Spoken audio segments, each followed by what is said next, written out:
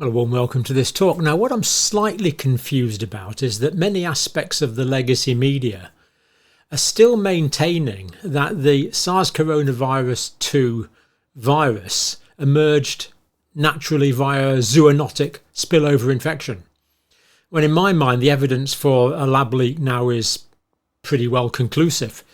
And I've been joined by this gentleman here today, who, if you're in the UK, will immediately recognise as our former Prime Minister, Boris Johnson. Now, a slight warning, some of this video is a little bit amusing, albeit dealing with tragic consequences, because Mr Johnson has a really quite a remarkable turn of phrase, but is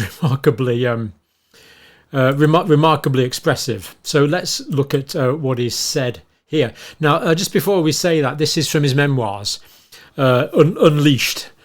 Politicians seem to write memoirs about 10 minutes after leaving office these days, so this is what this is from, serialised in the Daily Mail. Now, that's one of the references there, but it's in the book as well if you wanted to check it out. Mr Johnson says this: the awful thing about the whole COVID catastrophe, and he's a man who picks words carefully, although amusingly in sometimes, because he's got a very good turn of phrase. Catastrophe is that it appears to be entirely man-made in all its aspects. So pretty wide-ranging statement there, to be fair. It now looks overwhelmingly likely, Mr Johnson continues, that the mutation was the result of some botched experiment in a Chinese lab. He puts things so clearly, but in an unscientific way, but the meaning is very clear. I think you will agree. And bear in mind, of course, Boris Johnson was the Prime Minister during the height of the COVID debacle, as I would now like to refer to it.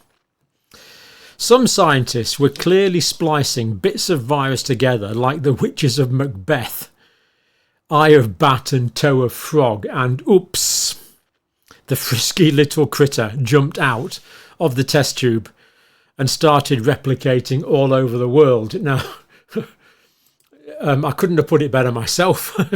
I mean, it's tragic, but it just explains his perception of what happened. And he is in a position to know. He did have all the intelligence pretty well live time. The frisky little critter jumped out of the test tube and started replicating all over the world. Now, in his book Unleashed, Mr Johnson writes that the UK has fought this anthropogenic disease. Of course, you don't need me to tell you, genic means beginning of. Anthropo means to do with mankind. So, human-caused disease. With an ever-growing panoply of restrictions that were literally medieval in their savagery and their consequences.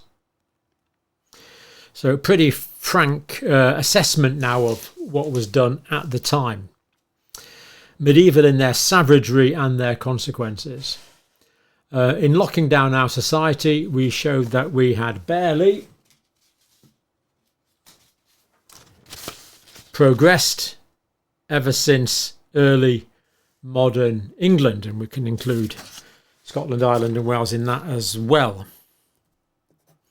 When Shakespeare, and of course William Shakespeare, of course, is Elizabethan times, Elizabeth I, when Shakespeare and his colleagues were repeatedly compelled by law to shutter the Globe Theatre, where they did a lot of their plays, and when they had rules on human contact, no more than 6 at a funeral, for instance. That eerily prefigured some of the arcane stuff we came up with.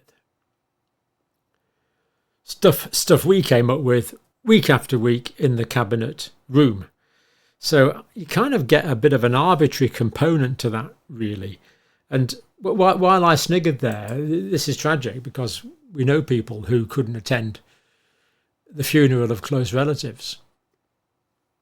So it all looks rather arbitrary and anthropogenic, man-made in virtually all its aspects. Man-made appears to have been entirely man-made in all its aspects. Quite strong words, really, even for someone as free-speaking as Boris Johnson. But congratulations to him for being so honest and frank. The British people, the American people, all peoples in the world need honesty from their politicians. Maybe we're starting to get it in the United States now. We saw a disappointing response from the previous Prime Minister on yesterday's video. We need openness. We need trust to be restored, although we'd have to need a bit of a revolution for trust to be restored to me. Not that I'm advocating that, of course, but the lack of trust is currently profound. The age of deference is over, in my mind. A Coburn meeting member to the Daily Mail newspaper.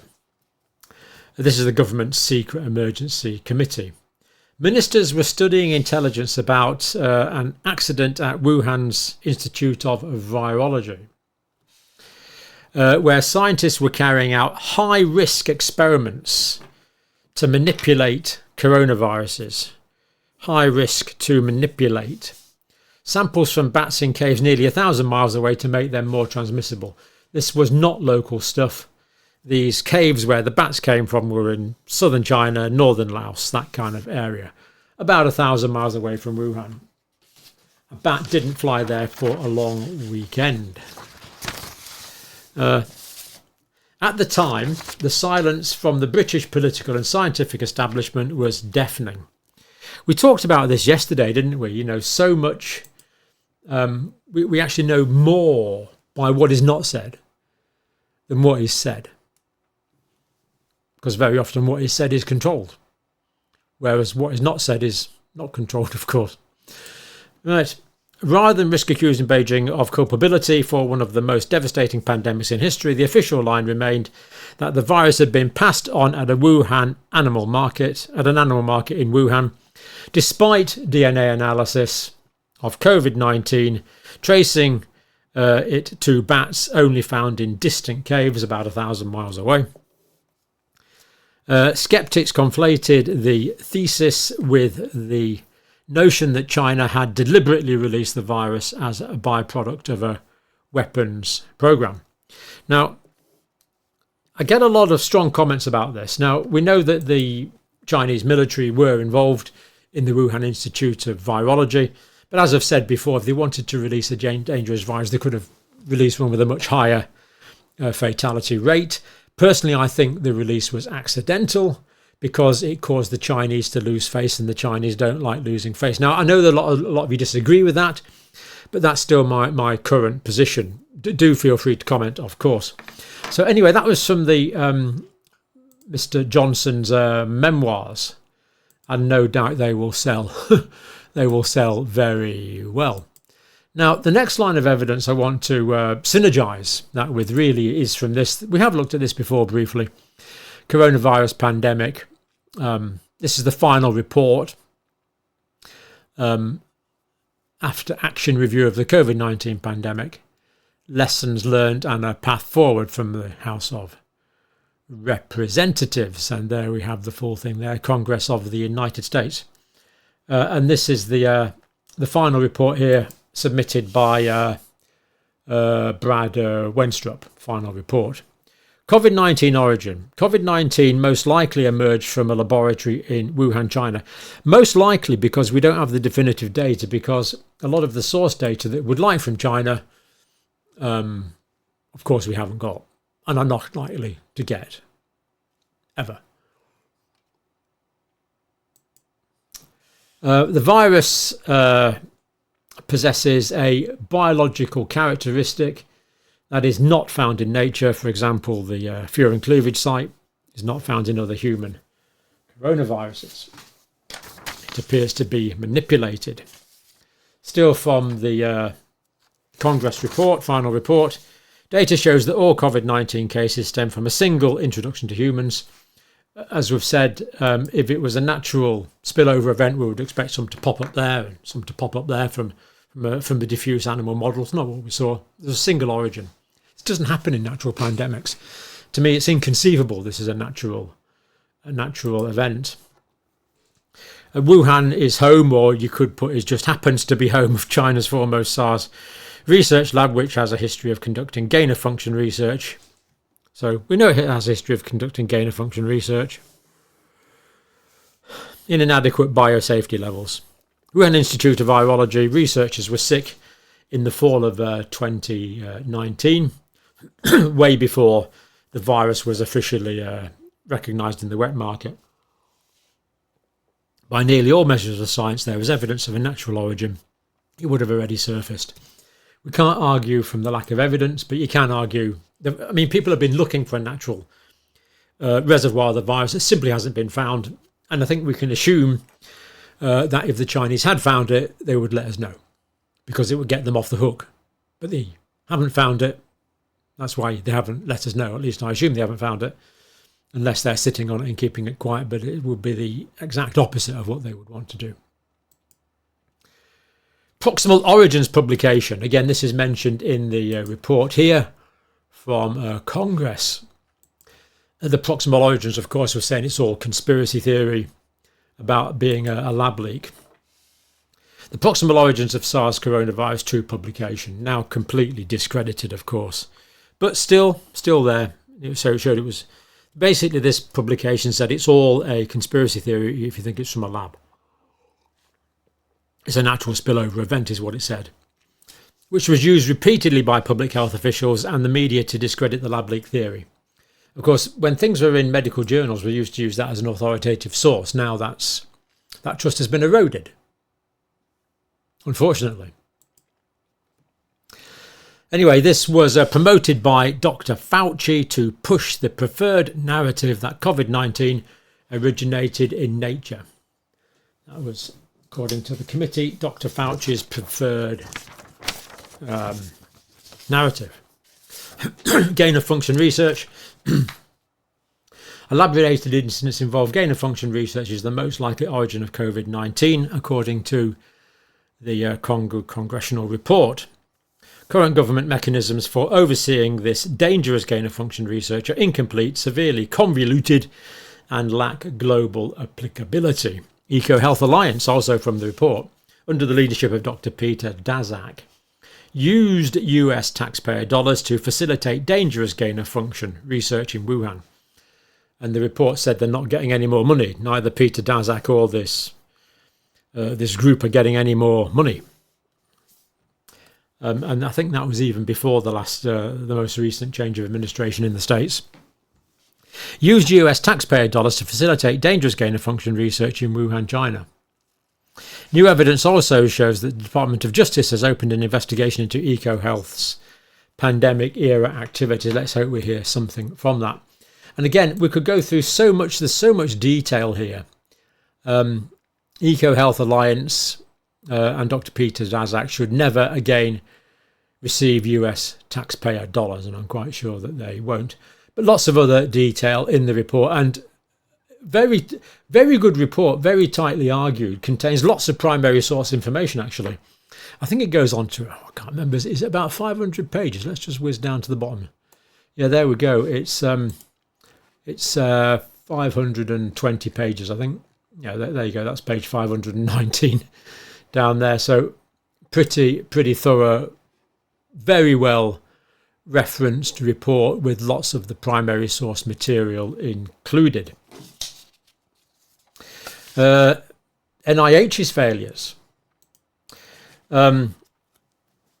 Procedures for funding and overseeing potentially dangerous research are deficient.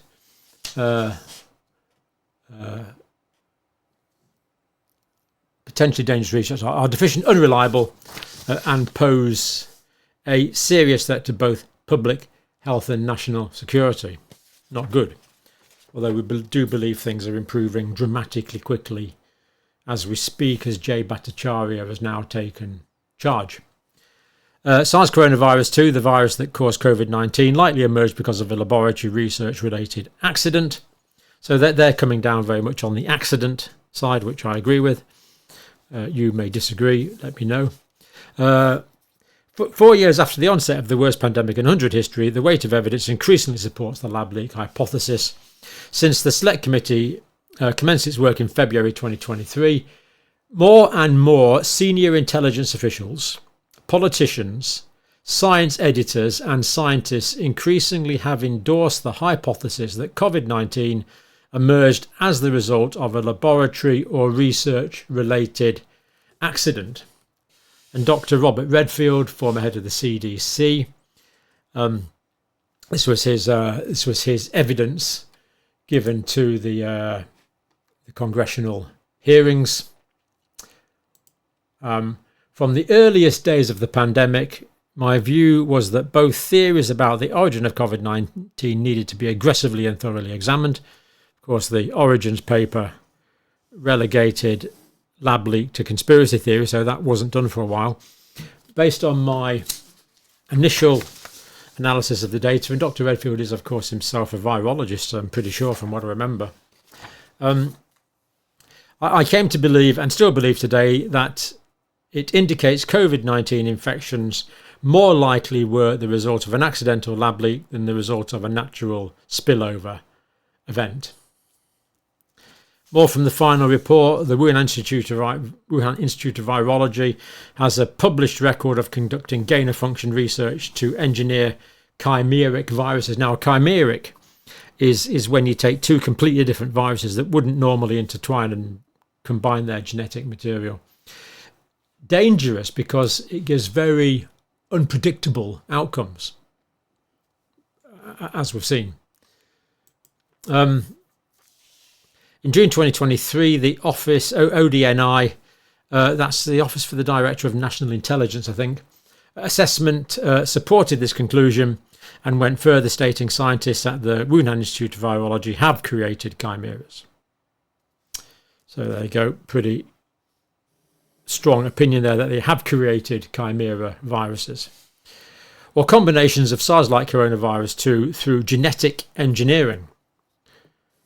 Not good, dangerous without the right biosecurity precautions, dangerous full stop. Any unnecessary research of this nature needs to be stopped immediately.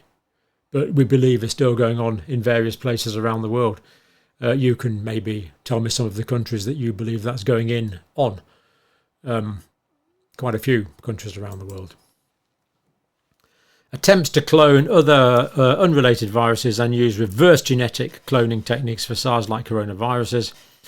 In June 2023, the Office for the Director of National Intelligence assessment continued. Some of the Wuhan Institute of Virology genetic engineering projects on coronaviruses involve techniques that make it difficult to detect intentional changes. So it kind of covers their own tracks as they go along, which of course to me makes things even more suspicious. So there we go. Former Prime Minister seems convinced by the lab leak. I'm convinced. I think most of you are as well. Strange that a lot of aspects of legacy media seem to be still poo-pooing this self-evidenced belief. Let me know what you think. We'll leave it there for now.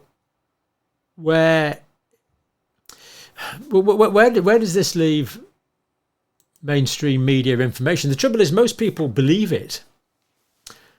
And the fact that there's massive evidence against it often isn't aired. We talked about this yesterday. Most people are given a single narrative. Other things are ignored. And other things are publicised. Very often the full truth is not given. Almost as if there's a preferred narrative.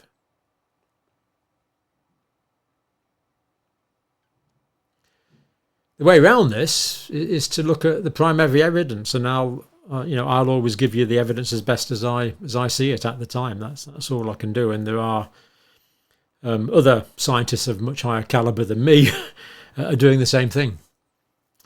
Many doctors around the world are doing the same thing.